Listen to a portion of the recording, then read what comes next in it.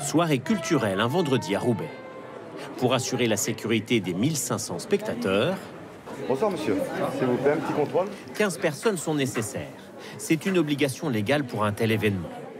Palpation systématique à l'entrée, y compris pour les femmes, contrôle des accès au restaurant et surveillance jusque dans la salle en cas de malaise.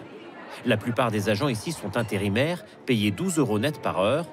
Ils ont un autre métier en parallèle. À côté de ça, je suis assistant d'éducation dans un collège. Je suis pompier volontaire dans la Somme. Moi, je suis agent de sécurité incendie dans une université. La profession manque de bras. 300 000 personnes sont formées aux missions de sécurité privée en France, mais ils ne sont que 150 000 concrètement sur le terrain.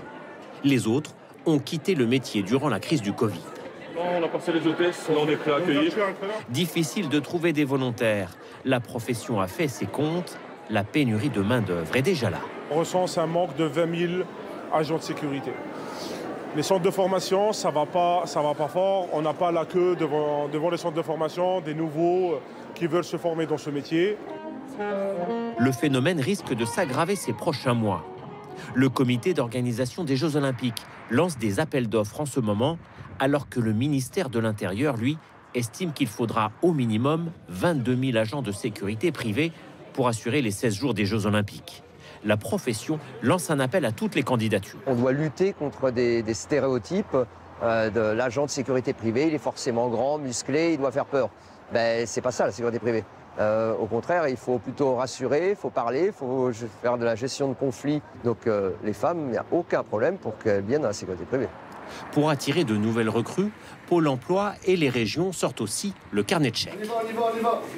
Ici, les stagiaires sont payés 600 € par mois pour suivre une formation. On s'assure que personne ne touche la victime. Il faut savoir réanimer un spectateur en détresse. Le stage dure 1 mois et demi. Pour cette session, il n'y a qu'une femme en formation. Je pensais que c'était un métier de mec, mais la mission locale elle m'a proposé la formation agent de sécurité. Du coup, j'ai trouvé ça intéressant.